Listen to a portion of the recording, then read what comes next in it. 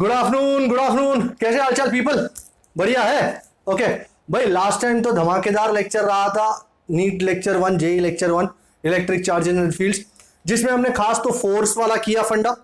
उसके बाद फोर्स के साथ रिलेटेड सुपरपोजिशन प्रिंसिपल और उसके साथ रिलेटेड जो अलग अलग टाइप के सम पूछे जाते हैं, मिलते हैं कॉम्पिटिटिव एग्जाम्स में, वो हमने देखे थे। आज फोर्स खत्म हो गया, आज फील्ड पकड़ेंगे। तो फील्ड देखेंगे, फिर वो डू वी रिमेंबर वाला फंडा देखेंगे और कंटिन्यूअस चार्ज डिस्ट्रीब्यूशन में दिखाना चाह रहा हूं आज। ओके, एक्चुअली लास्ट टाइम दिखाना चाह रहा था पर वक्त नहीं सेट हुआ। तो electric field, I think everybody knows this. Suppose there are two charges, ये बड़ा क्यू, ये छोटा क्यू, दोनों के बीच में distance R. What is the force on छोटा क्यू ड्यू टू बड़ा Q?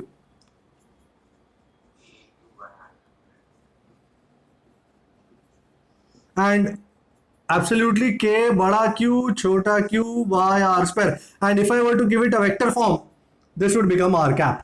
Okay, now we are defining field.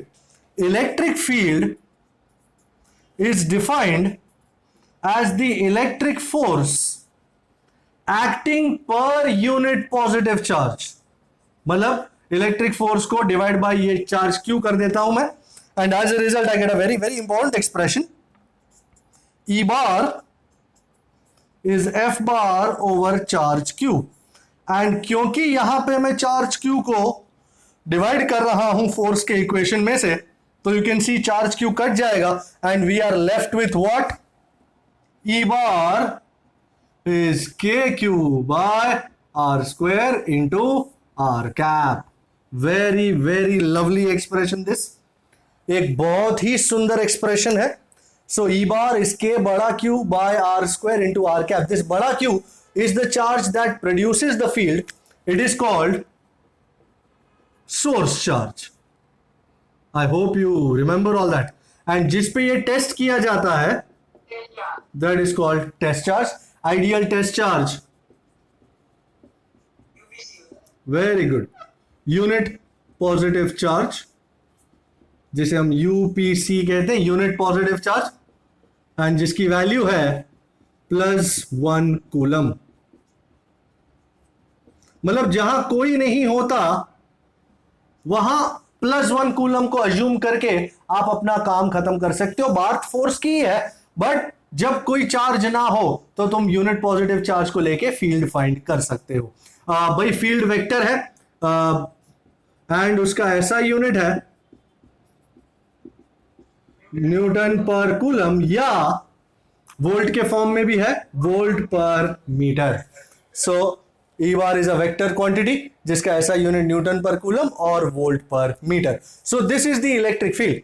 अब सपोज तुम्हारा चार्ज पॉजिटिव है, let us say, you can see कि इलेक्ट्रिक फील्ड का मैग्नीट्यूड तो KQ बाय R स्क्वायर है, but उसकी डायरेक्शन भी है। So if it's a positive charge, electric field comes radially outwards. I don't need to tell you कि मैंने ये डायग्राम ऐसे ये सोच के बनाया कि सपोज यहां पे +1 कूलम होता तो ये क्या करता, उसको रिपेल। सो पॉजिटिव चार्ज में से electric field comes radially outwards, whereas for a negative charge, anybody tell me how does it happen? Radially inwards. We already know all this, so I am moving fast. बराबर है, ये ठीक है बातें। Okay, अब अगर एक से ज्यादा सोर्स चार्ज हो, I can take all this off now. I hope you are jotting side by side things. Very well, trust PK to do that. So now if there were more than one source charge, तो फिर किसी point पे electric field कैसा होता, आओ देखें। Superposition principle will absolutely work here. So if there are two charges, let us say Q1 and Q2, then net electric field at point P. तो suppose ये मैं कार्टेशियन कोऑर्डिनेट सिस्टम बनाया हूं और ये Q1 है, यहां पे position vector R1 bar, and this is like Q2 position vector R2 bar, and हमको इंटरेस्ट है इस पॉइंट P पे होने वाले इलेक्ट्रिक फील्ड में। तो याद रखें इस पॉइंट P पे जिसका पोजीशन वेक्टर मैंने नाम दिया है R bar, the net electric field will be the vector sum of electric fields due to Q1 and Q2. So this will be E1 bar plus E2 bar, and बात एकदम साफ है, अगर आप चाहते हैं कि आप इसकी वैल्यू फाइंड करें तो सबसे पहले E1 का मैग्नीट्यूड, E2 का मैग्नीट्यूड, डायरेक्शंस वगैरह देखना पड़ेगा। सो फॉर एग्जांपल दोनों पॉजिटिव है लेटर से, तो इसकी वजह से फील्ड कैसा आएगा, बाहर की तरफ, this is E1 bar, and इसकी वजह से भी कैसा आएगा, बाहर की तरफ, ये रहा E2 bar. And using the law of प्यारे लॉ आप इसका रिजल्टेंट निकाल सकते हैं बड़ी आसानी से, बड़े आराम से। ये है आपका final resultant electric field E bar. And अगर मैं आपको इसका वो भी दे दूं कि सपोज मुझे E1 बार फाइंड करना है, how much would be E1 बार। अब क्योंकि वेक्टर फॉर्म है तो E1 बार ध्यान रखें is KQ1 over distance between Q1 and point P का whole square into R cap of course. So if you look at this, यहां किसको पढ़ रही है, पॉइंट P को पढ़ रही है, तो it will be R bar minus R1 bar का mod. Are you following me? कोई शक? बराबर है। And into this R1 cap, क्या कहूं, R1 कैप या whatever, and E2 bar will be KQ2 over, क्या इसका होगा, don't you agree, it is R bar minus R2 bar का मॉड इनटू R2 कैप। ये R1 कैप और R2 cap मैंने ऐसे ही लिया है भाई। People, you will be faced with certain situations like this. तो यहां सबसे इंपॉर्टेंट होगा, मैं आपको वो पैरेललोग्राम लॉ का भी इक्वेशन दे दूं कि if angle between E1 bar and E2 bar is theta, you remember we had this parallelogram ka equation, then the resultant E is root of E1 square plus E2 square, agreeable। and इतना ही नहीं, मैं एक और equation आपके साथ share करना चाहूंगा। you know the angle made by E bar with E1 bar, let's call it alpha। Very good. So angle made by E bar with E1 bar is alpha, and as a result, I hope you remember tan alpha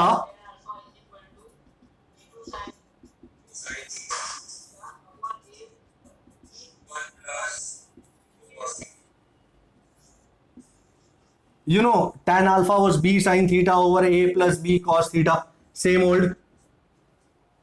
angle जिसके भी साथ ले रहे हो वो सिर्फ यहीं figure करेगा, बाकी दूसरा जो वेक्टर है जो E2 है वो यहां और साइन कॉस यहां। आई hope you will write this up. Let's move on. So for n charges it would be E bar is E1 bar plus E2 bar plus टक टक टक plus En bar. Is that agreeable people? कोई शक? Okay, तो मैं इसको उड़ाने जा रहा हूं, stay with me. And now let us look at a very important idea जिसको हमने do we remember का नाम दिया था। Well, that is the prime question. Do we still remember? Very well, very well। और ये काफी इंपॉर्टेंट सा आइडिया है, सो मैं यहां भी उसको do we remember का ही नाम दूंगा, नाम बदल के फायदा नहीं है कोई। और ज्यादा टाइम वेस्ट ना करते हुए सीधे ही बात पे चढ़ता हूं। We know E bar was F bar by Q, हमने डिफाइन किया था इलेक्ट्रिक फील्ड इसी तरह। Electric field E bar is force upon test charge. As a result can I safely write F bar is QE bar? ये equation अपने आप में पूरा यूनिवर्स लपेटे हुए है, बहुत सारी बातें इसी इक्वेशन में से उभर के आती है. First thing that means when a charge Q is kept in an electric field E bar, can you see it will experience a force? It experiences a force. In terms of magnitude,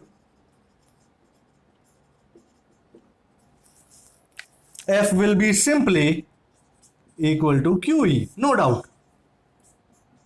एक और बात यहां बता दूं कि if Q is positive, if your charge Q is positive, then force is in the direction of electric field E bar. Whereas if charge Q is negative, then force is in a direction opposite to E bar. So this is very important that you understand. Suppose ये तुम्हारा electric field है, ये arrows electric field denote कर रहे हैं, and you have this positive charge. तो इस पे फोर्स किस डायरेक्शन में पड़ेगा श्रीमान? पॉजिटिव है तो force is in the direction of electric field. वेराज अब मैं डायरेक्शन चेंज कर देता हूं. सपोज ये इलेक्ट्रिक फील्ड है ई बार और यहां एक नेगेटिव चार्ज रखा हुआ है, तो इस पे किस दिशा में फोर्स पड़ेगा? Do you agree? Opposite. Is this absolutely? हाँ, दोनों केस में फोर्स एफ का magnitude will be equal to Q E, no doubt. Okay, but directions differ हो जाएंगे. ओके, तो सबसे इंपॉर्टेंट बात यही है, डायरेक्शंस को पकड़ के आपको बात करनी आगे. ऑल्सो अब मैं आगे बात करता हूं एक्सीलरेशन की. Everybody knows force is M A, and अभी थोड़ी देर पहले देखा फोर्स क्यू ई भी होता है. सो एक्सीलरेशन का इक्वेशन यहां पे मिल जाता है. Acceleration A is QE by M. Not only that, we've seen all these equations before. I'm just rocking and rolling. Velocity, final velocity, V0 plus AT. अगर initial speed 0 पकड़ो तो final speed V is AT, और A की जगह QE by M लगाने पर final speed मिल जाता है, as someone rightly said, QET by M. And अब डिस्टेंस के बारे में, can I take this side off? जैसे मैंने कहा ये पूरा अपने अंदर एक अलग ही दुनिया बनाया हुआ है इस आइडिया ने. So distance, I'm sure you are well aware of this equation. D is equal to V0t plus half AT square. And अगर initial speed 0 है तो D will be equal to half AT square. A की जगह QE by M लगाने पर half QE by M into T square. And लगे हाथों यहीं से हमको टाइम का भी पैरामीटर इक्वेशन मिल जाता है. Time T square is 2md by QE, which will obviously give us T is root of 2md by QE. पर ये सारे इक्वेशंस आप यूज तब नहीं कर पाओगे अगर आपका इनिशियल स्पीड 0 नहीं है. Do you understand what I am trying to say? All these equations, ये वाला, ये वाला, ये वाला, तब यूज हो सकता है when your particle is initially at rest. If your particle is initially not at rest, then ladies and gentlemen, all these, हाँ ये चलेगा, ये और ये equations workout नहीं करेंगे. Let me show you a couple of cases जहां पे initial speed 0 नहीं है. So let us say a proton, by proton तो आपको पता ना, proton positive, enters electric field with some velocity, with some initial velocity. So suppose this is the electric field and ये है प्रोटॉन जो घुसता है वेलोसिटी v0 बार से. अब सबसे पहली बात, इस प्रोटॉन पे किस डायरेक्शन में फोर्स पड़ेगा? फर्स्ट थिंग्स फर्स्ट, इसी डायरेक्शन में फोर्स पड़ेगा. एंड एज अ रिजल्ट क्या उसका एक्सीलरेशन भी इसी डायरेक्शन में होगा? तो what do you think will be the final? अच्छा, I am taking this off if you want to just have a look. Okay,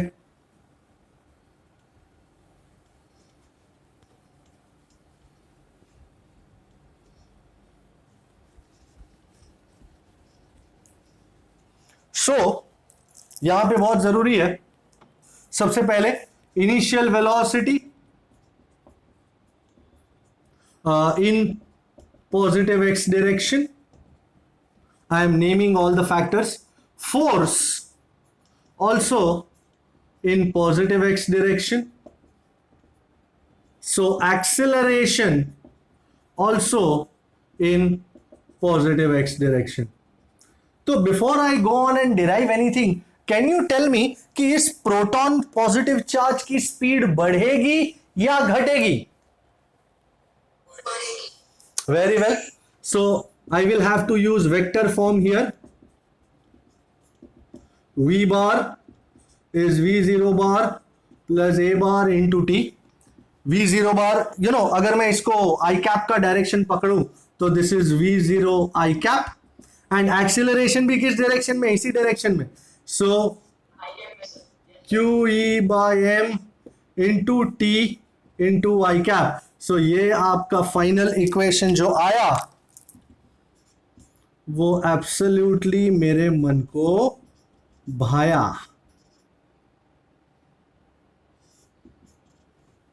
so and as you rightly said, the final velocity of the proton will increase. अच्छा, let's compare and contrast this with the idea कि अगर यहां पे negative charge होता तो अगर आपने ये फर्स्ट वाला आइडिया पूरा देख लिया है तो मैं यहां पे एक छोटा सा लाल कलर का नेगेटिव चार्ज बनाना चाह रहा हूं. This is the negative charge, वो भी इसी डायरेक्शन में जा रहा है. पहले गालते सुन लीजिए. तो ये नेगेटिव चार्ज भी इसी डायरेक्शन में जा रहा है, in the positive direction of i cap. उस पे फोर्स किस डायरेक्शन में होगा जी? My god. And as a result acceleration भी किस डायरेक्शन में होगा? तो based on your infinite wisdom, what do you think? Very good. तो यहां पे आपका जो ये माइनस हो जाएगा, माइनस आई कैप, एंड यहां पे भी माइनस आ जाएगा. Final velocity of the negative charge will, of the electron will, भाई क्या होगा? डिक्रीज या increase? As is rightly said. कोई शक मैंने जो किया उसमें? कोई problem? Sure. Is all very good, ladies and gentlemen? No problem so far? Yes, sir. भाई किसी को इस बात में, इसमें या इसमें कोई भी दिक्कत है तो मेरे से बताओ, कौन सा पॉइंट कहां आया, कौन सा पॉइंट ये कैसे घुसेड़ दिया? यस? No. नो? ओके. तो can I roll PK? Yes, sir. Thank you for letting me roll. So let's rock and roll. This is lovely.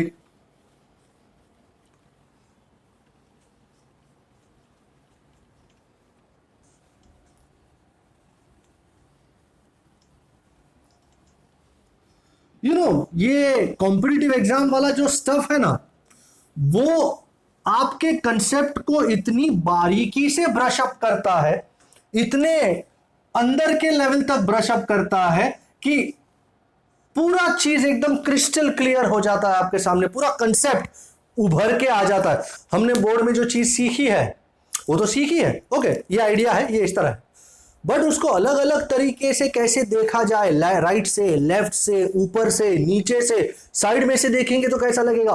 सो ये सारी चीजें जेई नीट वगैरह कॉम्पिटिटिव एग्जाम में we love it. So that was the first case. This is the second case now. A charge entering at right angles to the field.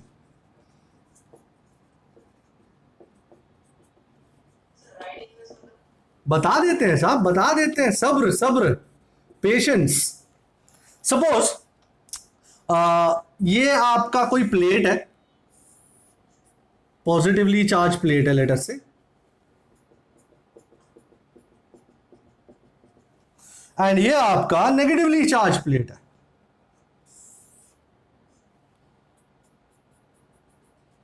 First things first, भाई इस situation में electric field कहां से कहां होगा? Electric field comes out from positive charge and enters negative charge. So can I make one single line for this?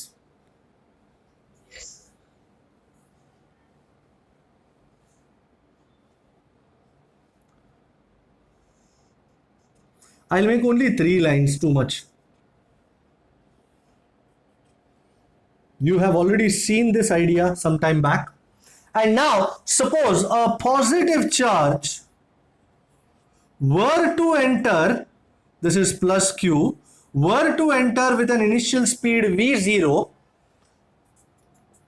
Can you see the direction of its initial speed is perpendicular to the electric field? Can you see this? This is what is called charge entering at right angles to the electric field. Electric field is downwards, charge particle is entering like this towards the right. So I am taking this to be the x direction, I am taking this to be the y direction. First things first, initial speed कौन सी direction में है जी? Positive x. Initial velocity towards positive x direction. And once the charge enters the field, suppose ये charge यहां है, उसको किस दिशा में force पड़ेगा? Remember, it's a positive charge, so force will be in the direction of the field, and as a result acceleration किस direction में होगा? Negative y, can we call it negative y? Force towards negative y direction, and therefore acceleration also towards negative y direction. क्या ये तीन चीजें एकदम clear है, crystal? इसमें कोई शक है किसी को? ओके, तो अब द क्वेश्चन इज, ये पार्टिकल का पाथ कैसा होगा? The particle is moving in the x direction with constant speed and in the y direction with constant acceleration. Isn't it similar to a projectile? So particle moves in x direction, in horizontal direction with constant speed, क्योंकि अब कोई बोलेगा ऐसा क्यों लिखा sir? क्योंकि इस direction में, इस एक्स डायरेक्शन में एक्सीलरेशन है ही नहीं। एक्सीलरेशन जो है वो वाई डायरेक्शन में है। As a result x direction में it will move with constant speed and with constant acceleration in the vertical direction. Wow, this reminds me of projectile motion, very much projectile motion. So I'll start analyzing in the horizontal direction. But what is the initial speed in the horizontal direction? In the x direction, v0. What is the acceleration in the x direction? 0. And let us say the distance traveled in the x direction is x, and the time taken is t. Utilizing the equation x is equal to v0x into t, plus half A x T square, A x तो zero ठहरा, तो क्या मिलेगा, x is equal to VO into t, which will give me a very lovely equation. Therefore t is x by VO. And now in the vertical direction,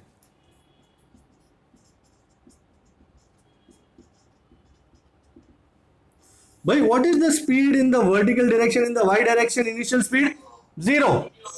Acceleration कितना है, पर किस direction में, नेगेटिव में है ना.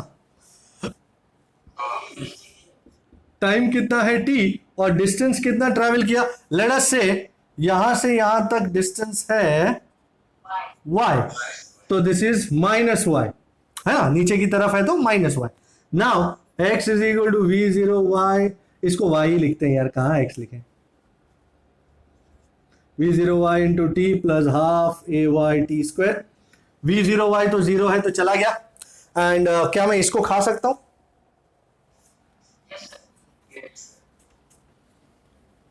एंड एज अ रिजल्ट हम कहां पहुंचेंगे, therefore y minus y is half minus Q E by M into T का स्क्वायर. भाई माइनस माइनस तो कट गया, so we are all very happy. And T की जगह, सो पहले मैं लिख देता हूं y is Q E by 2m into T square. कोई भी कौन सा इक्वेशन कहाँ यूज होगा अपने को अंदाजा नहीं है, क्या पूछेंगे क्या मालूम नहीं, पर t की जगह x बाई वी जीरो अगर लगा दिया आपने, तो what are you left with, y is equal to कितना, q e x square over 2m v0 square. And you can see from here that y proportional to x square. In short, the path will be parabolic in nature. तो कुछ इस तरह जाएगा. Sir v0 का square कैसे होगा?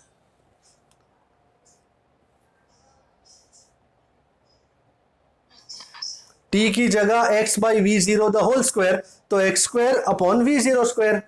Agreeable? Yes. अच्छा, अगर इसकी जगह नेगेटिव चार्ज होता तो वो किस तरफ जाता, ऊपर की तरफ. कोई शक नहीं बात में, we are all very good. Okay, ये जो y है ना उसको डिफ्लेक्शन भी कहते हैं, y को डिफ्लेक्शन भी कहते हैं, कि वो नॉर्मल जा रहा था वहां से यहां कहीं हमको दर्शन हुए उसके, तो कितना वर्टिकल डायरेक्शन में डिफ्लेक्शन आया, तो इस इक्वेशन से आपको पता चलेगा. Here x will be your horizontal distance travel. You can also call it the length of a plate.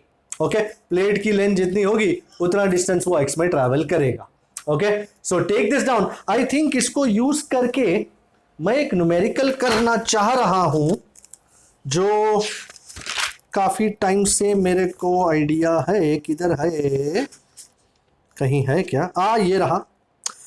SP11. Actually मैं करूंगा नहीं, मैं आपको सिर्फ हिंट दे दूंगा, वो आपको करना है. Can I take the right hand side off? Yes sir. Okay, if you look at SP11, if you read it, I'm sure it will answer majority of your questions. चीजें साफ हो जाएंगी. So कहाँ गई पेन, ये रही. SP11, they say the distance between the two plates of a cathode ray oscilloscope is 1 centimeter. Distance is 1 centimeter, and the potential difference between them, I know you don't know potential difference, but let me tell you, it is V is equal to ED, the relation between electric field and potential difference.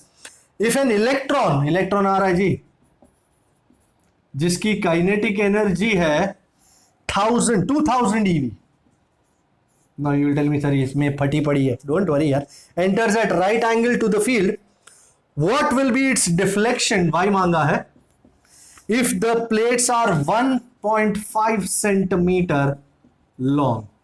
अब यहां आप इस equation को सीधी तरह नहीं लगा पाओगे, पहली बात, क्योंकि सबसे पहले इलेक्ट्रिक फील्ड फाइंड करना है, दिया नहीं है. Electric field E is V by D, ये रहा V, ये रहा D. Do you think you can find electric field? first thing you will be able to find? Acha, thank you for saying yes. I was like getting worried. Acha, second, kinetic energy of electron. For electron, kinetic energy, I think everyone knows kinetic energy is half mv square, vo square. Okay, तो यहां से अगर आप ध्यान से देखो तो M V zero square के दर्शन हो जाएंगे आपको. Can you see that? And तुम्हारी ये दिक्कत भी मैं सॉल्व कर देता हूं. अब काइनेटिक एनर्जी दी है इलेक्ट्रॉन वोल्ट में, तो this is 2000 and you know 1 electron volt is 1.6 into 10 raise to minus 19 joule.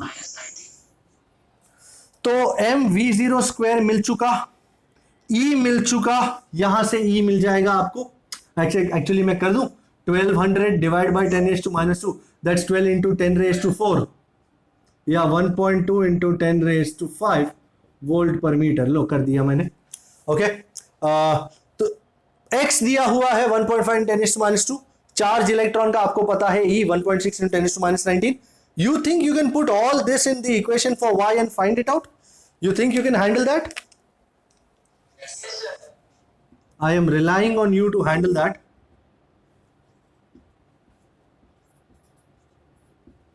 और Q की जगह छोटा e. जी राइट. तो motion of charge in electric field के बाद अब आते हैं बारी कंटिन्यूअस चार्ज डिस्ट्रीब्यूशंस की.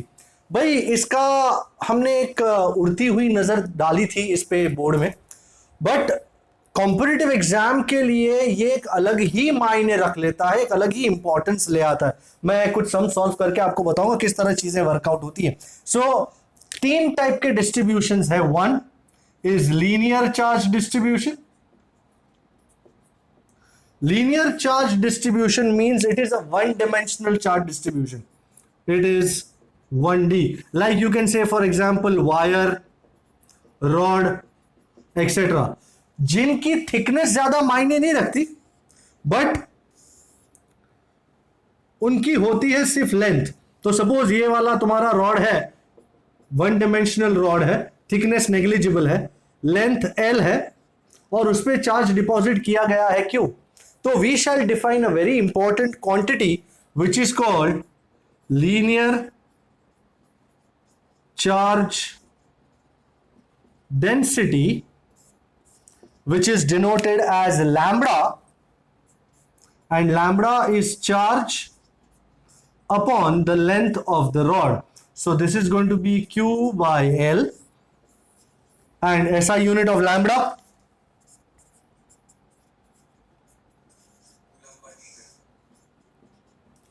तो अगर I am faced with this rod and इसकी वजह से कोई फोर्स या फील्ड या ऐसा कुछ फाइंड करना है, तो हमेशा मैं एक छोटा सा एलिमेंटल लेंथ लूंगा. बराबर, मैं एक छोटा सा एलिमेंटल लेंथ लूंगा, लेट अस से dx या dl व्हाटएवर. इसमें जितना चार्ज है वो फाइंड करूंगा यूजिंग द आइडिया कि charge on the elemental length dq is, you know, charge find करने के लिए लैम्बडा को उसकी लेंथ से मल्टीप्लाई करना चाहिए. तो इस एलिमेंटल लेंथ कितनी है ये dx, so this is going to be lambda dx, and as a result ये dq की वजह से जो फोर्स फाइंड करना है वो मैं करूंगा. उसके बाद उस फोर्स को मैं इंटीग्रेट कर दूंगा over the entire rod, and that is how the cookie will crumble. Okay, so dq will be lambda into dx. ये हो गया one dimensional idea. Don't worry, मैं इसका एग्जांपल भी लेके बताऊंगा. Don't you no get hassled over this. Second is surface charge distribution.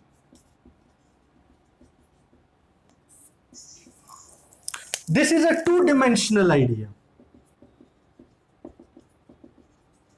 For example, you know, sort of a square plate or a disc or a hollow sphere, कुछ भी हो सकता है, एक्सेट्रा. एंड इसमें जैसे फॉर एग्जाम्पल ये plate है या ये डिस्क है, सपोज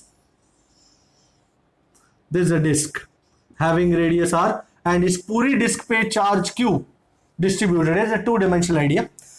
इसका एक बहुत इंपॉर्टेंट चीज फाइंड करेंगे जिसको कहेंगे हम surface charge density, and it will be denoted as sigma. Sigma is charge over area, which is Q by A. So based on your similar experiences with linear charge distribution, linear charge distribution में अच्छा इसका ऐसा unit coulomb per metre square,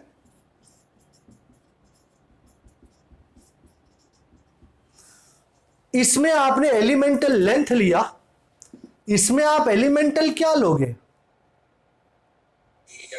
area. Very good.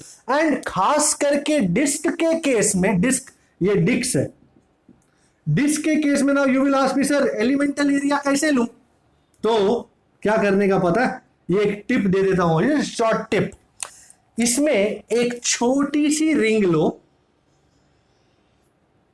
जिसका radius हो are और जिसका width हो आ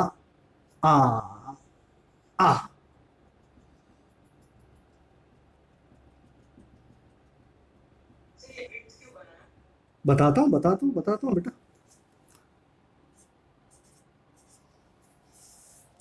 you know तुमने ये एलिमेंटल लेंथ क्यों लिया? क्या कारण था इस तरह का एलिमेंटल लेने के पीछे, एलिमेंटल लेंथ के पीछे? आइडिया क्या है? आइडिया यह है कि ये पूरा रॉड ऐसे बहुत सारे एलिमेंटल लेंथ से बना हुआ है। Do you understand? तुम एलिमेंटल वही चीज लोगे जिसको बहुत बारी रेप्लिकेट करके तुम पूरी आइटम बना सको। Do you understand? That is why we took elemental length.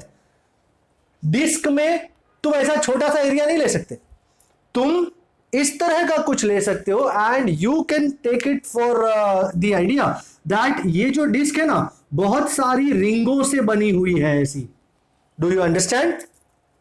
ये डिस्क जो बनी है, ये डिस्क जो बनी है वो बहुत सारी छोटी छोटी रिंगों से बनी है ना? बहुत सारी कॉन्सेंट्रिक रिंग से ये डिस्क बनी हुई है, इसीलिए मैंने एलिमेंटल रिंग लिया है। एंड आपको ये भी बता दूं एलिमेंटल रिंग का एरिया, सर एरिया कैसे निकालेंगे एलिमेंटल रिंग का? बता देते हैं जी, आपके लिए तो जान हाजिर है। नहीं बेटा, रॉड नहीं वो कर सकते। सबसे पहले कैन यू सी इस रिंग का रेडियस कितना है? एनीबॉडी? आर। तो इसका सरकमफ्रेंस कितना हुआ? 2 पाई आर। एंड विड्थ कितनी है? D R. So the area of elemental ring is the circumference into the width. भाई पकड़ लो, टिप आई है, जबरदस्त टिप है ये। So area of such an elemental ring is 2 pi R D R. Do you understand? People, this is the most important idea I'm dealing with right now. The area of such an elemental ring is circumference, which is 2 pi r, into the width, which is dr. And as a result, इसका charge कितना होगा श्रीमान? dq?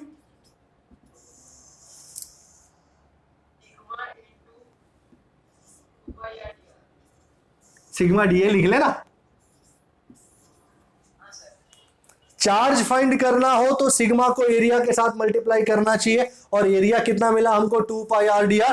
फिर इस D Q की वजह से जो फील्ड है, फोर्स है, वो फाइंड करो, उसको इंटीग्रेट कर दो ना, मज्जानी life. Okay, can you see that? बराबर है। And if I can take this off, I will do the third idea.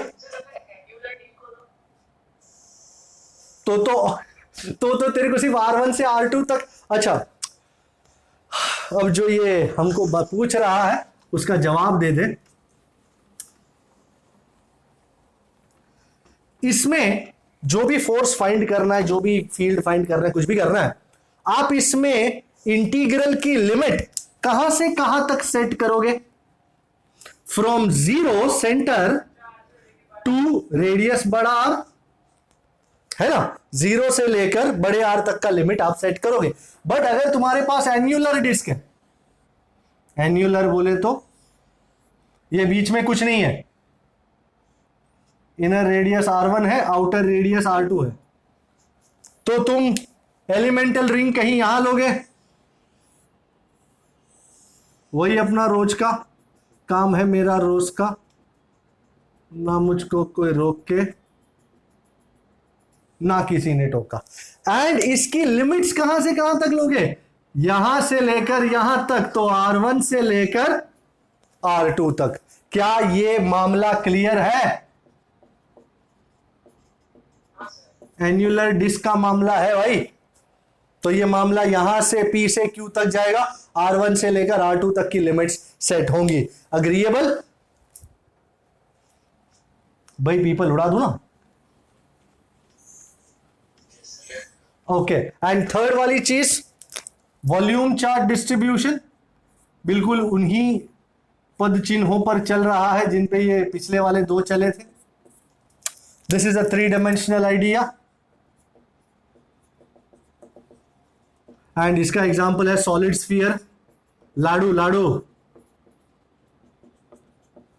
And मैं इसको डायग्राम बनाने की कोई जरूरत नहीं है, इसकी होती है वॉल्यूम चार्ज डेंसिटी, जिसे कहा जाता है rho. So rho is charge upon volume which is Q by V, and इसका ऐसा unit, coulomb per metre cube. my goodness, that is seriously unbelievable। One dimensional में आपने चूज किया था एलिमेंटल लेंथ, इसमें चूज किया एलिमेंटल एरिया, इसमें क्या चूज करोगे? Volume.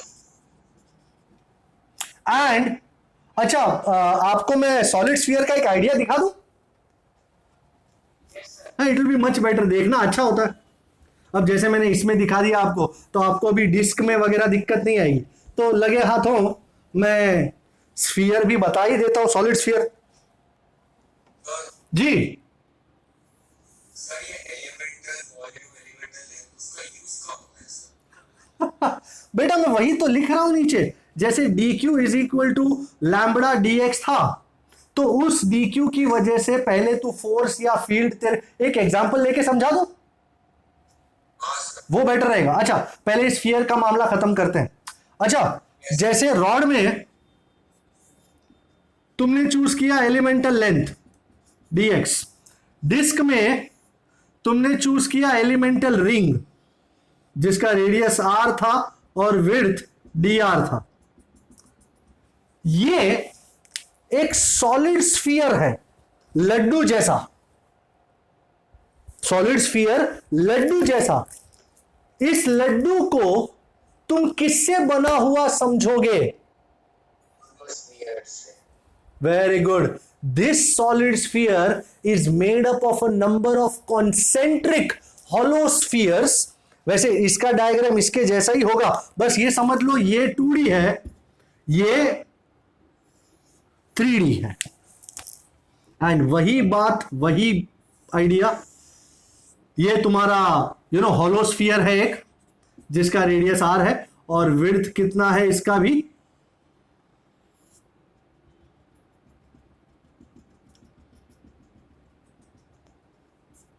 dr। So this is a hollow sphere जिसका रेडियस r और विड्थ dr। भाई ऐसे हॉलो स्फीयर का वॉल्यूम कितना होता है? Volume surface area into the thickness या विड्थ, थिकनेस। सो dv, भाई 3 डायमेंशनल हॉलो स्फीयर का एरिया कितना? 4 पाई r स्क्वायर, एंड थिकनेस कितनी है? dr। तो ये आ गया तुम्हारा dv। और फाइनली जो अगर dq फाइंड करना हो तो it is rho into dv, लगा डालने का, मज्जानी लाइफ। Fair enough. भाई ये आई थिंक आपने जिंदगी में अब तक कभी देखा नहीं। हाँ जी, सर हम यहाँ में एंगल का कॉन्सेप्ट ले सकते हैं। किसका कॉन्सेप्ट? एक सेकंड, मैं सुना नहीं।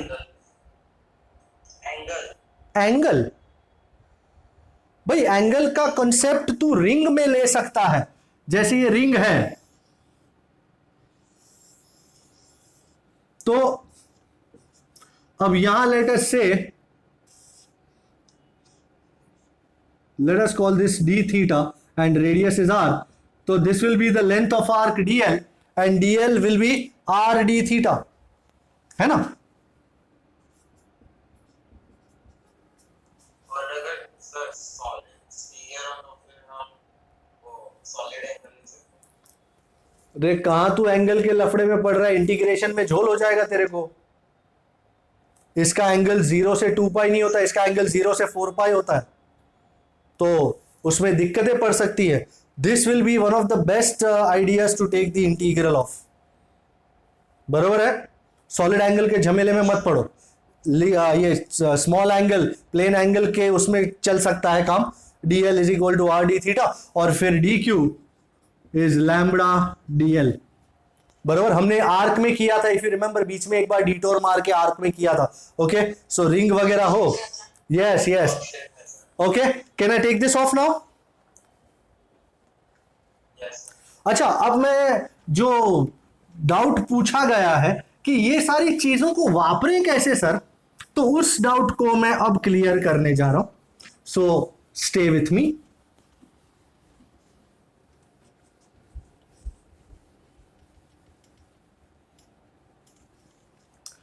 I am about to do which number? Let me find out. I am about to do SP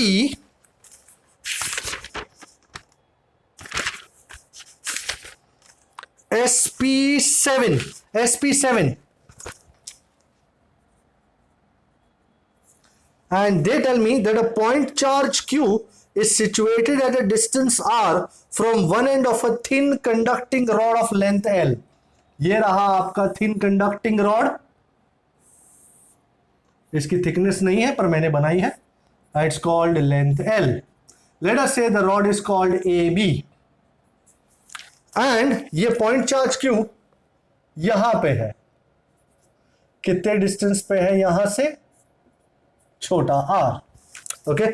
और इस पूरे रॉड पे चार्ज कितना है?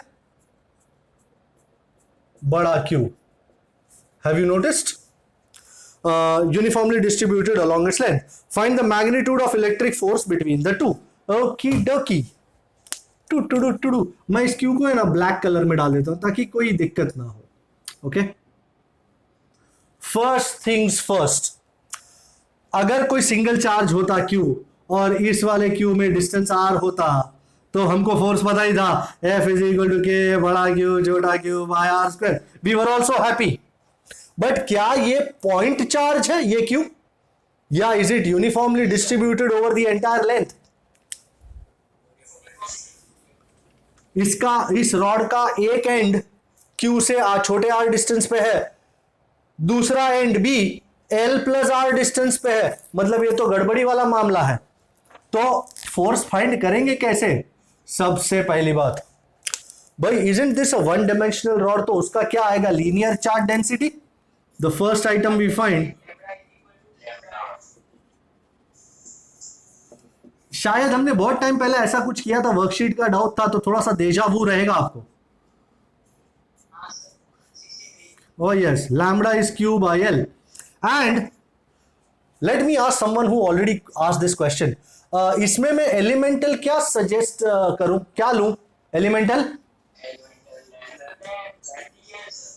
we take elemental length dx at a distance x from charge छोटा Q। तो ये रहा हमारा एलिमेंटल लेंथ, ये रहा जी, हाँ, कितना है ये dx, और कितने डिस्टेंस पे है Q से? x। Are you looking? भाई सबसे पहली बात, इस dx में भाई चार्ज पे कौन फोर्स मार सकता है? चार्ज ही ना। तो पहले इसका चार्ज फाइंड करना है.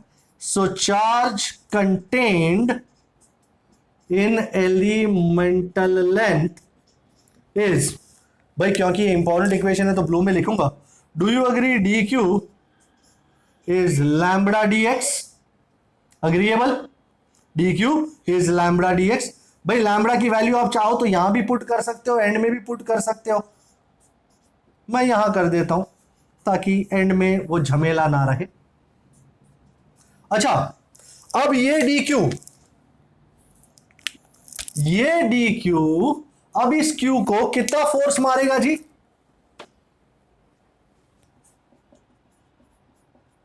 Force on q due to d q, we'll call it df.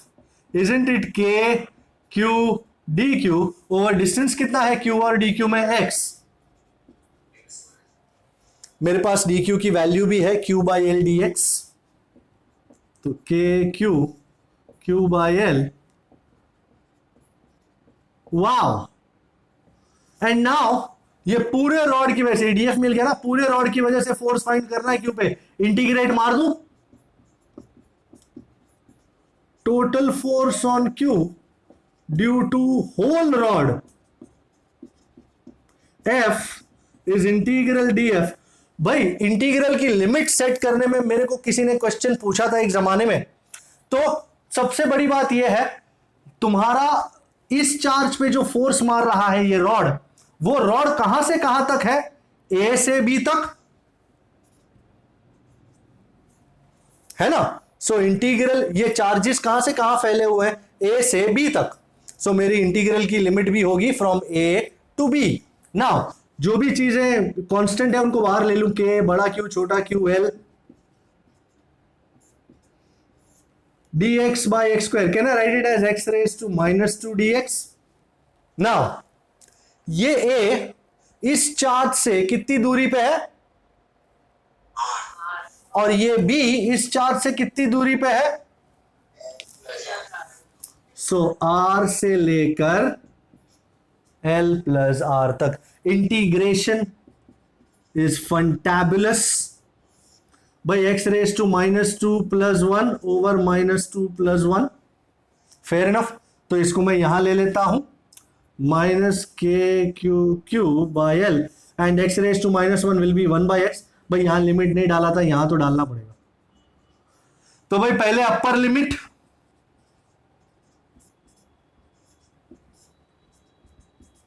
Minus करके लोअर लिमिट.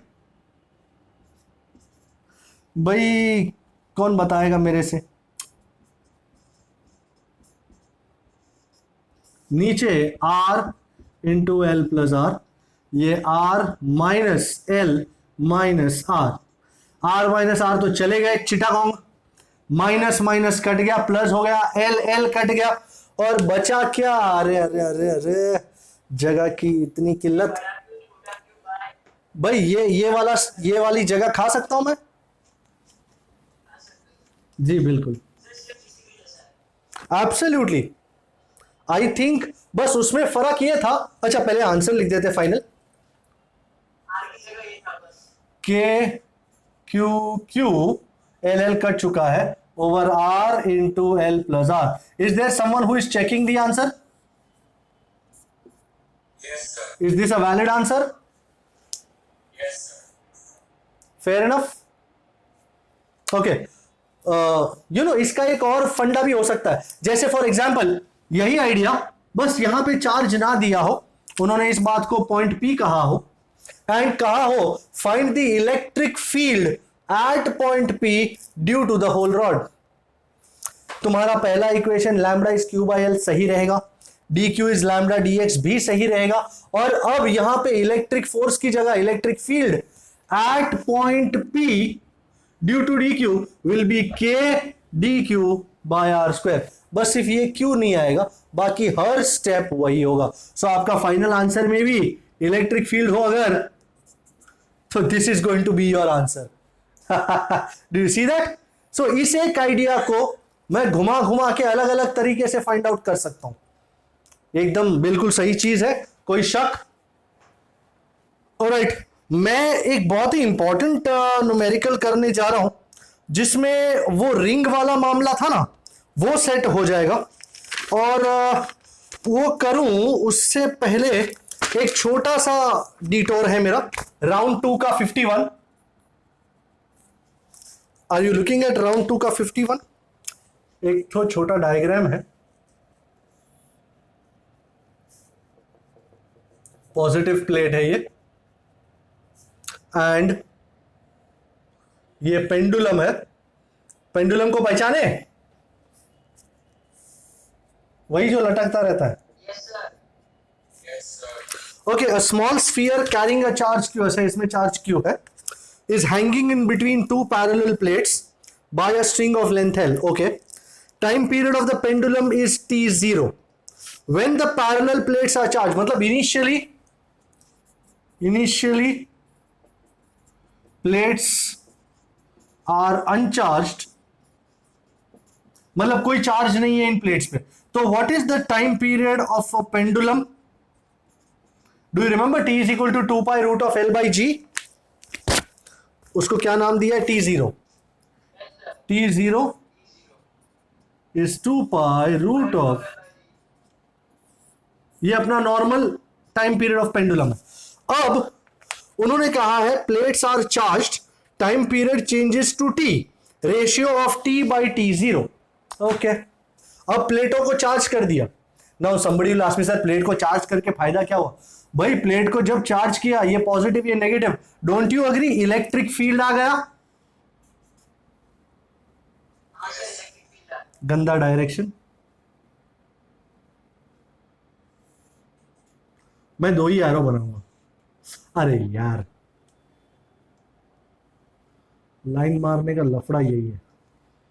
ओके जेंटलमैन, सबसे पहली बात भाई, ये चार्ज क्यू लेटर से पॉजिटिव है, किस डायरेक्शन में फोर्स लगेगा उसको? नीचे की तरफ। ये आपका सेंटर का डायरेक्शन है। बरोबर है। अच्छा, पहले तुम बोलोगे सर उससे क्या फर्क पड़ेगा? भाई पहले सिर्फ mg था, अब ये फोर्स भी है जो इलेक्ट्रिक फोर्स Fe के नाम से जाना जा रहा है। एंड एवरीबडी नोस कि Fe कितना है?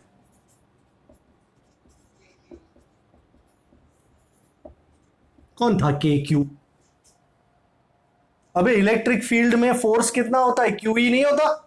इसका charge Q, electric field E। So net force in the downward direction, let's call it mg dash, is mg plus QE। You see, ये पहले ही Fe नहीं था तो अकेला mg था, तो t is equal to 2 pi root of L by G आ गया। But अब Fe भी आने से ये दोनों अब ऐड होंगे, mg प्लस QE। मैं मास को काट देता हूं तो मेरे को g डैश कितना मिलेगा? g plus QE by m, and as a result what is going to be the new time period? g change हो गया ना, g डैश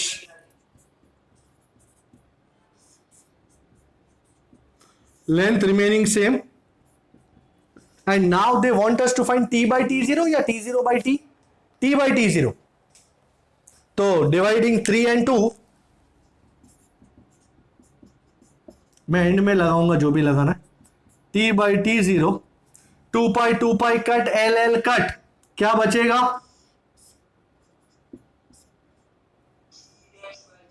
ए सॉरी, t ऊपर था ना, t इनवर्सली प्रोपोर्शनल, तो t g डैश नीचे, to g ऊपर, g dash की जगह क्या मैं इसको लगा सकता हूं जी?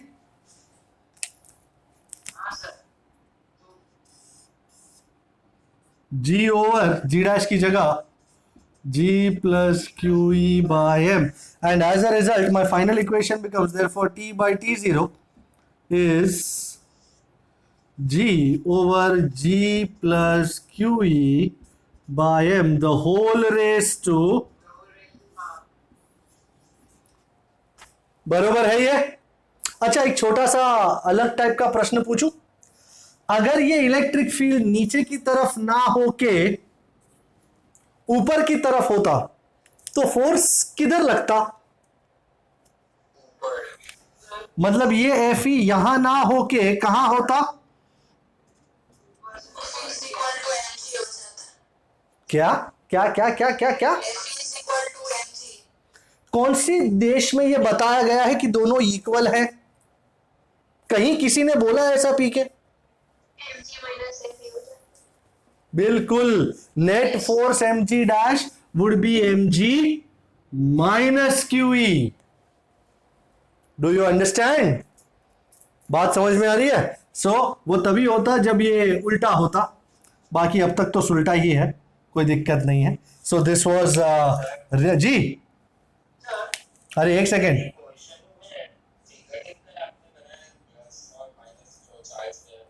तो फिगर में तो प्लस माइनस दिया हुआ है ना, डायग्राम में दिया हुआ तो है.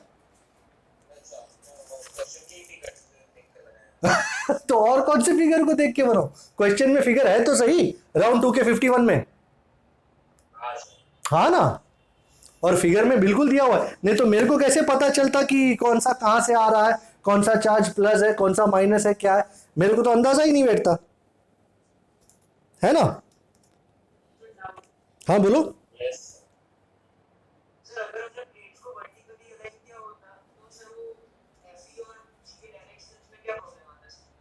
अगर तूने प्लेट्स को वर्टिकली अलाइन किया होता मतलब something like,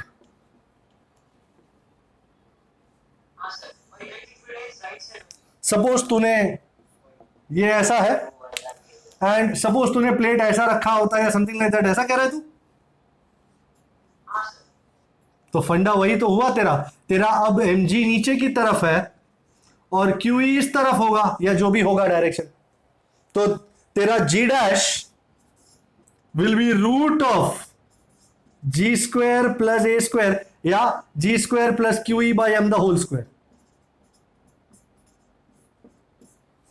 do you understand? But तेरा पेंडुलम ऑसिलेट नहीं करेगा बेटा,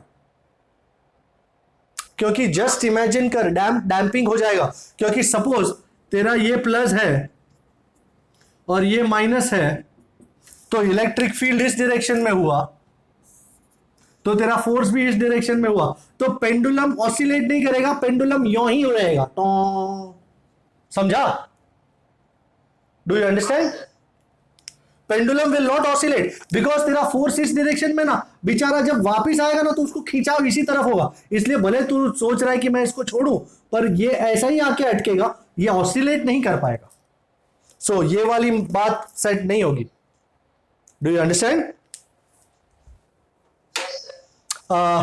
एक एक इसके जैसा ही जो दिव्या ने मेरे को सजेस्ट किया था कि अगर एक डायरेक्शन में फील्ड हो तो किस तरह मैटर क्लोज किया जाए, तो उसके लिए मैं ले रहा हूं एसपी नंबर, रुक जाने का थोड़ा. Okay, SP 8 on the roll now. मस्त एसपी है. अब पेंडुलम बॉब पेंडुलम है जिसका मास 80 मिलीग्राम है. 80 मिलीग्राम. भाई मिली का मतलब 10⁻³ और ग्राम का मतलब ही 10⁻³ सो लेडीज एंड जेंटलमैन, मास कितना हो गया? 80 इंटू 10⁻⁻6 kg. Mind well.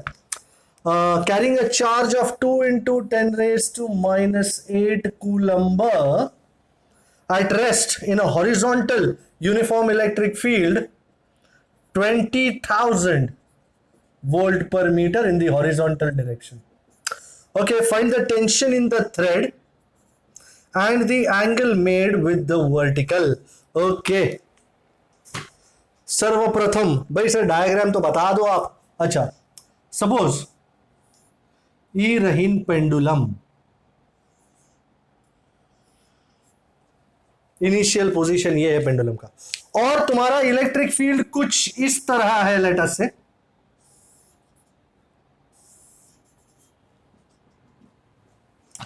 और इसमें चार्ज है Q.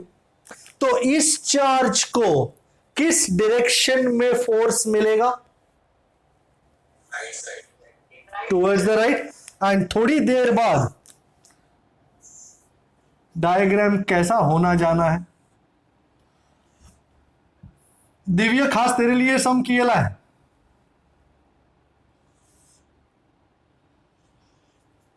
Can you see this?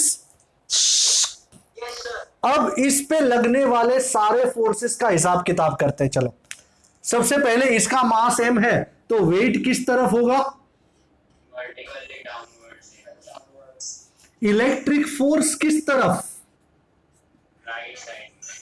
Right side. And इसमें होगा tension T in the string. मैं इसको वर्टिकल के साथ एंगल को नाम देता हूं theta. So don't you agree, ये भी थीटा होगा भाई। जिसके साथ थीटा उसके साथ Cos theta. ये T cos थीटा, और इस तरफ आ जाएगा। हमने ऐसा ही कोई डायग्राम बनाया था लास्ट टाइम, जो टाइप 2 का न्यूमेरिकल्स था उसमें इसी तरह का था, बस फर्क उसमें था, उसमें 2 स्फीयर्स थे, उसमें 2 पेंडुलम थे, यहां एक ही है और इलेक्ट्रिक फील्ड है। ओके, चलो भाई, इन इक्विलिब्रियम मारा मारी, in equilibrium T sin theta will be equal to Fe, and Fe is what? QE, and T cos theta is equal to, भाई ये काम कर लें, दोनों को डिवाइड कर लेते हैं तो अपने को थीटा मिल जाएगा। सो डिवाइडिंग 1 and 2, या तो आप दोनों को स्क्वायर करके ऐड भी कर सकते हो तो आपको टी मिल जाएगा। वॉट एवर आपको जिस तरह प्रोसीड करना है, जहां कंफर्टेबल हो आप।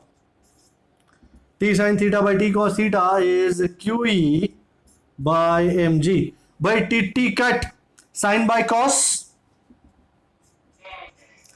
तो मुझे लगता है ये डायग्राम खाली फुकट जगह खा रहा है, नहीं? और फुकट जगह खाने वाले को तो स्थान ही नहीं है भाई। Charge Q Q Q Q 2 into 10 raised to minus 8, electric field 20,000, that's 2 into 10 raised to 4 upon mass 80 into 10 raised to minus 6 या 8 into 10 raised to minus 5 into G कितना है? 10। ओके, अब 2 2s are 4, 4 by 8 मतलब 1 by 2, and minus 8 plus 4 minus 4 minus 5 plus 1 minus 4, yippee yippee याओ 0.5 के आसपास।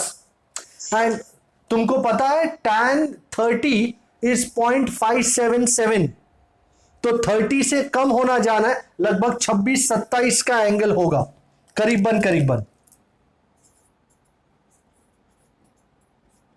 उन्होंने option में एंगल नहीं दिया है, ये एक रोना है, बट उसमें रोने की जरूरत नहीं है, सब चलता है। याद रखना टैन के जो 3 इंपॉर्टेंट एंगल्स है, टैन 0 0, टैन 30.57, टैन 45 1, टैन 60 1.732, ये इंपॉर्टेंट है। तुमको इससे आइडिया मिल सकता है कि ये 30 से कम होगा, ज्यादा होगा, क्या होगा। ओके, सो थीटा मिल गया मुझे। अब मुझे टी चाहिए। 60 क्या बोला था आपने?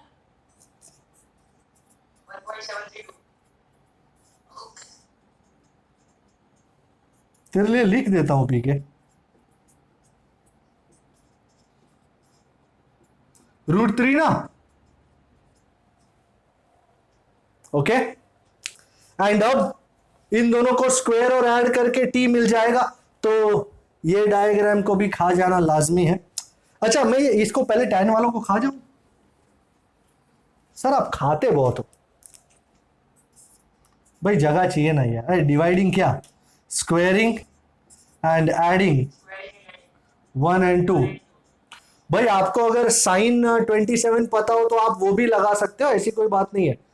साइन 30 आपको पता है 0.5 होता है, तो थोड़ा सा कम ले सकते हो, कोई दिक्कत नहीं है उसमें। आप चाहो तो कर सकते हो, पर कंफर्टेबल ना हो तो मत करो।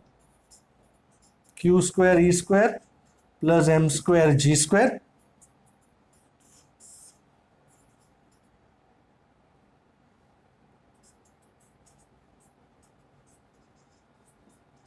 I think let's roll this up. और ये अब बस आंसर आने ही वाला है अपना। धमाधमी मचाएं, रुके नहीं, थके नहीं। QE Q 2 into 10 raised to minus 8, electric field 2 into 10 raised to 4 का square, mass 8 into 10 raised to minus 5 into 10 का स्क्वायर, जय हो जय हो, -8 + 4 -4 का स्क्वायर -8, 2 2 जा 4, 4 का स्क्वायर 16, 8 का स्क्वायर 64 एंड -5 + 1 -4 का -8, तो टन टना टन टन टन टारा 64 + 16 60 70 80 -8, भाई 80 मतलब 81, करीबन 9 के आसपास, करीबन 9 into 10 raised to 4 Newton. Is someone checking it out? करीबन 8.8 into 10 raised to -4. My God क्या बात है, अनबिलीवेबल. फेयर इनफ, बढ़िया एकदम. ओके, आई थिंक अगर आप मेरे को इजाजत दे तो मैं एक लास्ट न्यूमेरिकल करना चाहूंगा और उसके बाद सेशन को ओवर करते हैं. I hope it is not too much. Last numerical can go. Thank you so much. मेरे को ये करना ही था, बहुत बचपन से मेरी इसी इच्छा थी कि मैं इसको करूं, तो मैं आज इस इच्छा को पूरी कर पाया हूं. नंबर बता रहा हूं मैं आपको, राउंड 2 का 87, राउंड 2 का 87, बहुत ही सुंदर नंबर.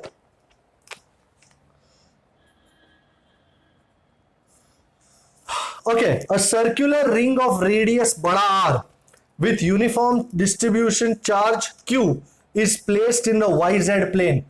YZ तो मतलब कुछ इस तरह रिंग है.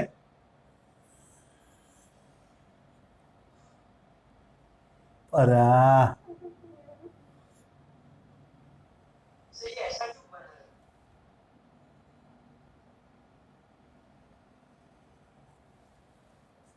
है? एक सेकेंड. तेरे हर सवाल का जवाब दूंगा, पहले मैं रिंग ते बना लूं. ओके, ये रिंग है मेरी जिसका रेडियस है R. ले कहां का कहां चला जावे,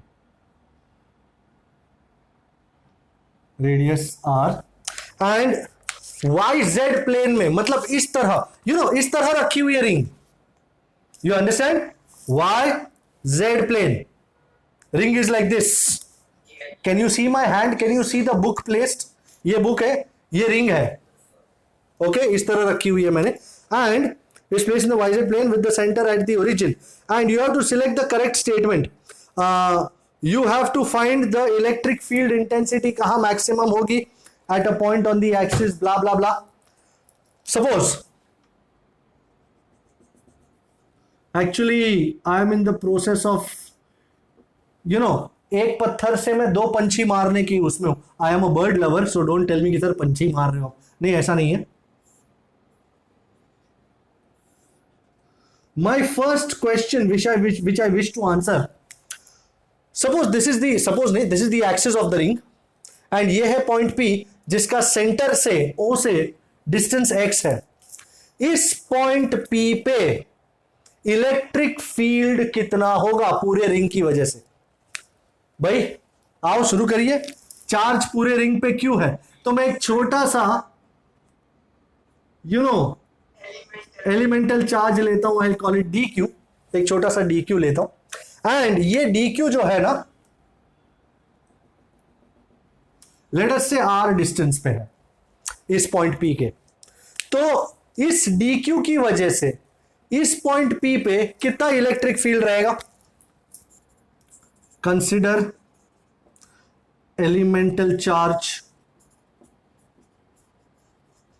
dq on the ring. Electric field at point P due to elemental charge. I am sure electric field का फॉर्मूला तो आपको पता ही होगा. भाई KQ/R², नाम सुना है क्या? Yes, sir.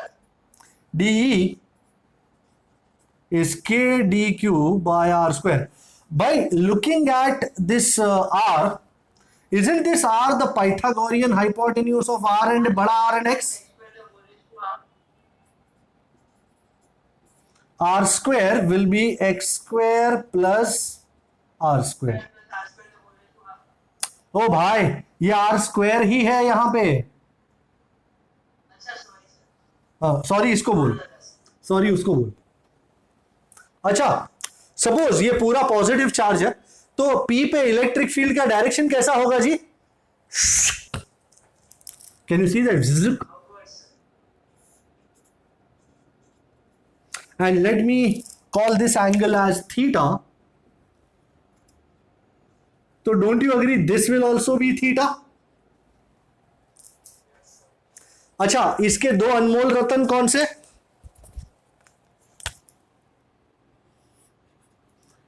D cos theta and D. अच्छा मैं इस DQ का डायगनली ऑपोजिट एलिमेंट ये वाला DQ ले लूं, diagonally opposite.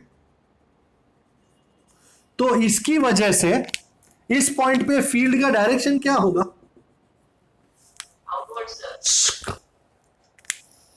I am sure you will be able to appreciate this figure now.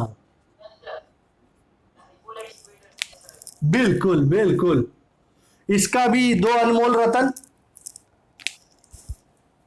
एक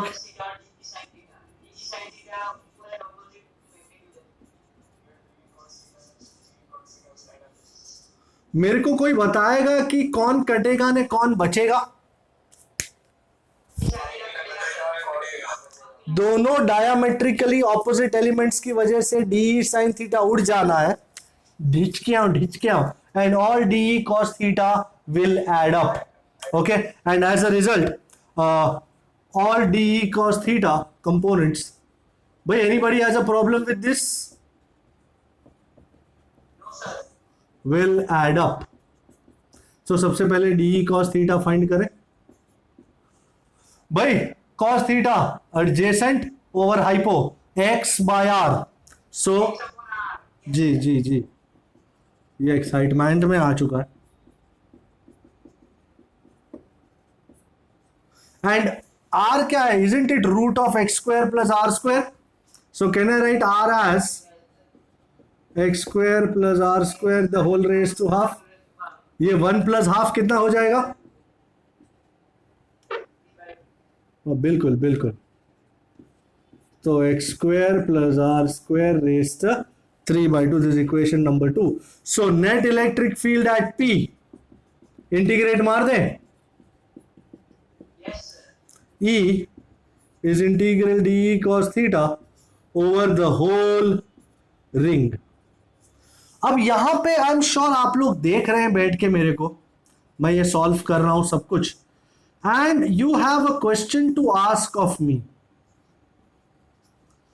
The question that you want to ask is this, sir, ये रिंग वन डायमेंशनल है. Okay तो आपने इसमें लैम्बडा वगैरह क्यों नहीं लिया, एलिमेंटल लेंथ वगैरह क्यों नहीं लिया?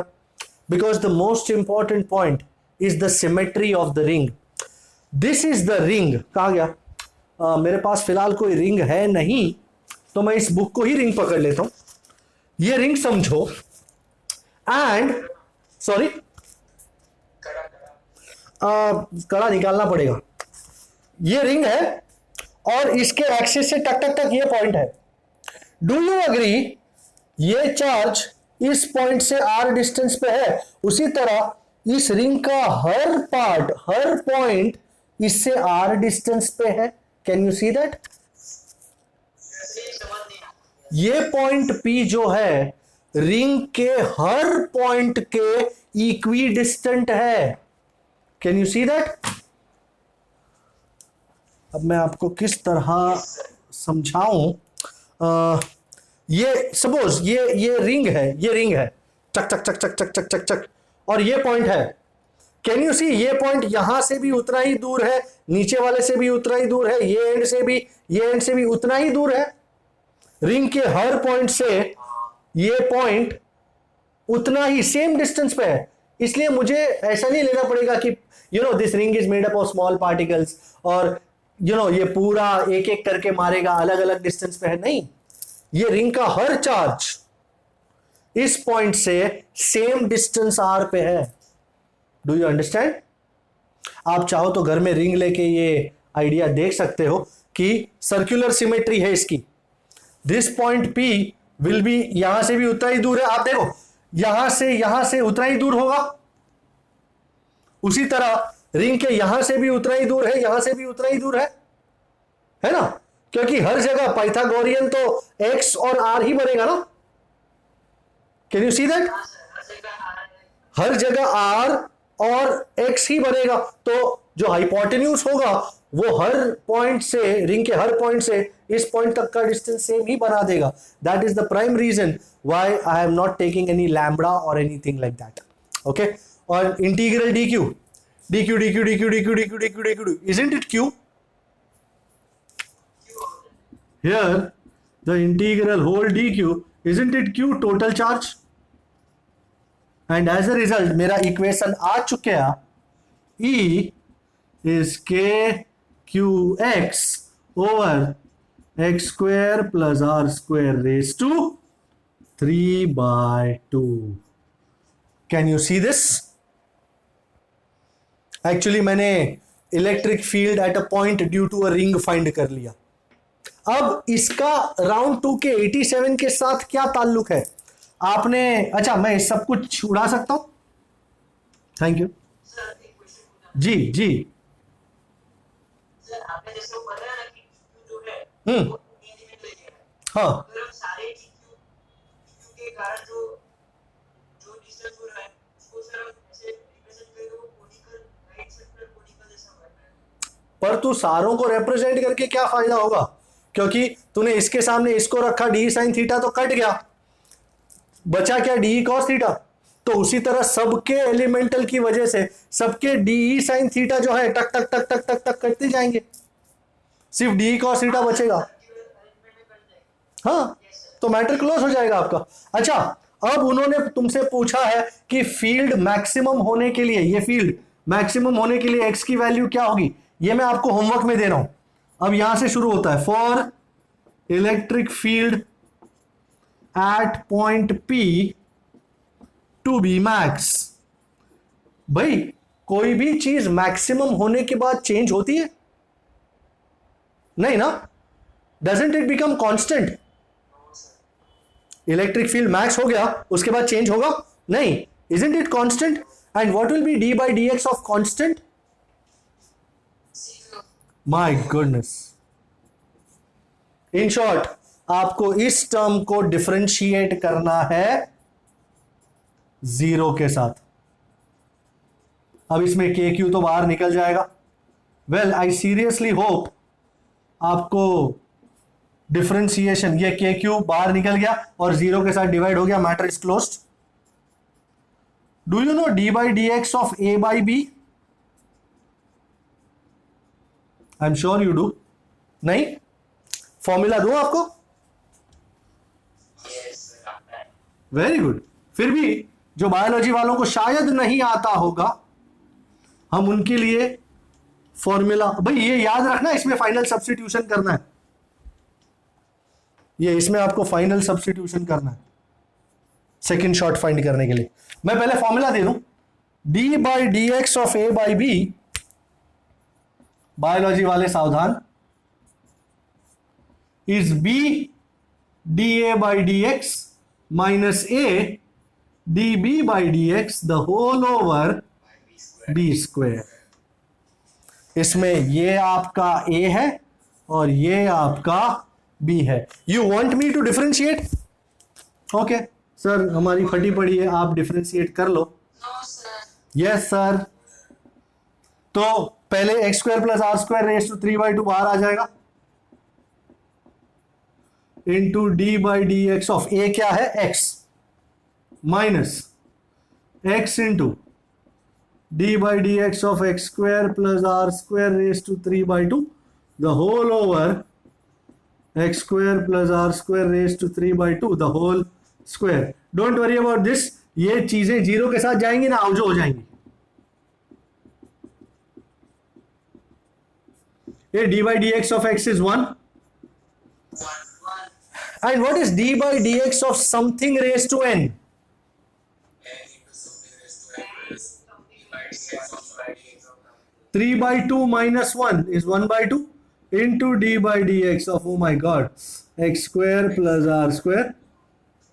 अच्छा, इसको खोल के अंदर जाओ. d by dx of x square कितना? 2x. d by dx of r square कितना? 0. भाई बाकी के लोग कर भी रहे हैं या? अच्छा, 2x था ना.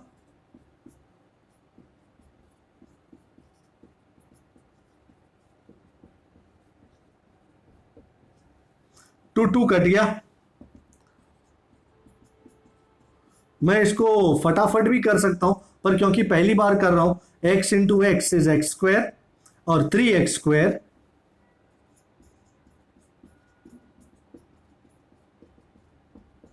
कैन यू सी इन दोनों में x square plus are square raise to half common है, तो x square plus are square raise to half को बाहर निकाला, x square plus are square बचा minus 3x square. And as a result, भाई ये फॉर्मूला आपने लिख लिया है ना? ओके. ये 0 के नीचे जाएगा, मर जाएगा.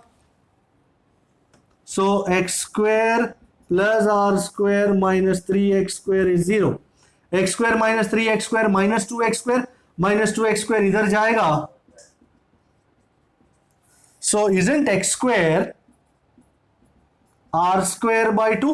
तो x की value plus minus r by root 2. Can you see that? X is equal to plus minus r by root 2. Option B. If you look at option B, root 2x root 2r by 2 मतलब r by root 2 पे ये तुम्हारा electric field intensity max होगा. Homework में मैं क्या चाहता हूं, वो जो इक्वेशन था इलेक्ट्रिक फील्ड का कुछ इस तरह का था, E is equal to K Q X over x square plus are square raise to 3 by 2.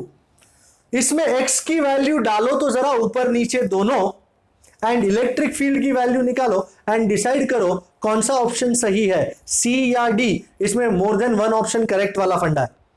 तो हमने ए और बी में से डिसाइड किया कि बी करेक्ट है. पीछे आंसर में चेंज है, पीछे आंसर में ए दिया हुआ है, बी करेक्ट है. अब सी और डी में से कौन सा करेक्ट है वो आपको चूज करना है. वो एक्स की वैल्यू ये वाली डाल करके आप चूज कर पाओगे. अग्रीएबल? आज काफी बढ़िया काम हो गया भाई. घर पे जाके इस चीज को करें. Homework will follow. So I will see you next time. Thank you so much. Keep solving. Bye bye.